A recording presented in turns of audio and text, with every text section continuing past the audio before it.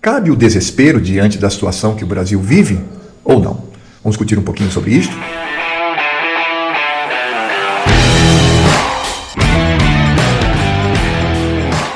Olá, pessoal.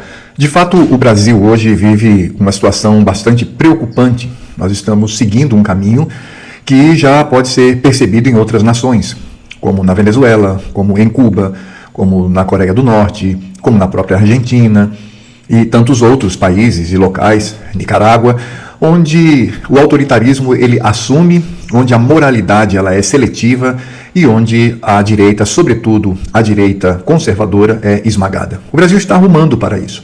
Basta ver o cenário que nós vivemos e percebemos hoje no Brasil.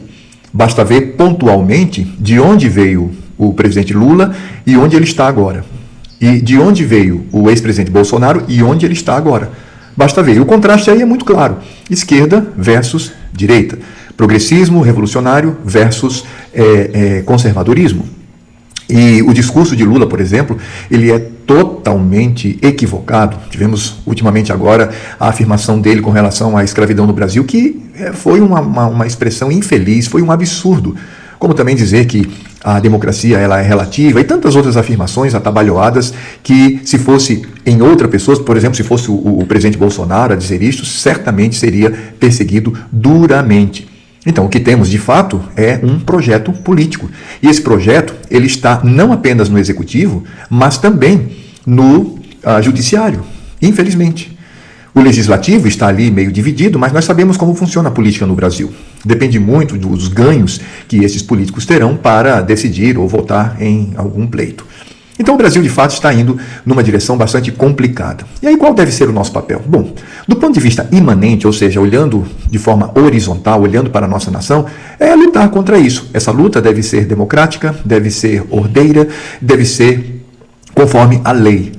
Nós temos, por exemplo, a oportunidade de eleições. Nós temos eleições agora municipais. Então devemos lutar para que o maior número de conservadores e políticos da direita, efetivamente, eles ganhem. A gente está vendo o resultado disso nos governos. Quando o presidente Lula ele quer extirpar as escolas no parâmetro civil-militar, aí temos aí governadores que dizem não. E os estados assumem o seu protagonismo de liberdade diante da federação.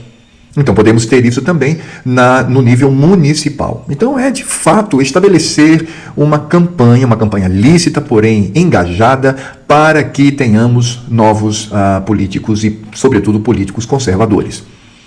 Somente assim poderemos mudar o rumo difícil e desastroso que o Brasil toma. Nós estamos diante de um governo federal que não tem plano nenhum, não tem projeto nenhum, há apenas narrativa. E o que de fato, o que está por trás, ou seja, as forças por trás que colocaram o Lula no poder, o que querem na verdade é abafar, suprimir, esmagar a voz conservadora. Então como é que nós podemos reverter isso? Nós revertemos através do voto, porque é através do voto que nós temos a construção de leis e é através do voto que nós temos as indicações ao Supremo Tribunal Federal.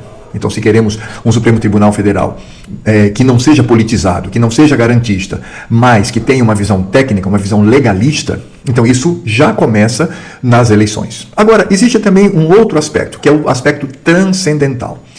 Então, como cristão, eu não posso permanecer apenas na visão imanente, mas eu tenho que também olhar para a visão transcendente. E ao olhar para a visão transcendente, eu concebo a ideia de que existe um reino espiritual. Existe uma nação espiritual. E que possui um rei soberano, um rei que está acima do universo. Esse rei é Cristo, o Senhor. E esse reino é o reino dele, conquistado por ele, a partir da sua obra redentora. Então, como cristão, eu não posso me desesperar.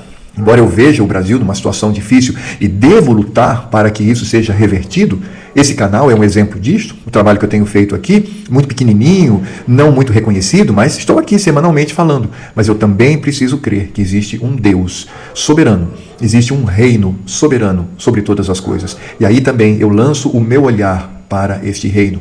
E aí faço minhas palavras de Mircea Eliade, um historiador e filósofo romeno. Ele diz que de fato, aspas, o que de fato traz o alívio para o sofrimento que é vivido no terror da história é nós sabermos que há, sim, uma realidade transcendente, há um Deus transcendente e que tem o domínio sobre todas as coisas e que o nosso descanso definitivo está nele e não neste mundo e não na nação imanente que vivemos aqui. Fecha aspas. Então, pensemos dessa forma. Vamos também olhar para o transcendente e estabelecer a nossa esperança. Mas isso não retira de nós a oportunidade de lutarmos pelo nosso Brasil, de lutarmos pela nossa pátria, de lutarmos pela nossa nação.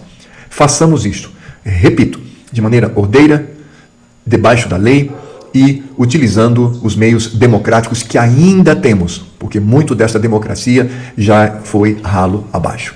Então, lutemos por um Brasil melhor, mas ao mesmo tempo que a nossa esperança esteja sobretudo no reino espiritual, no reino de Deus, na eternidade.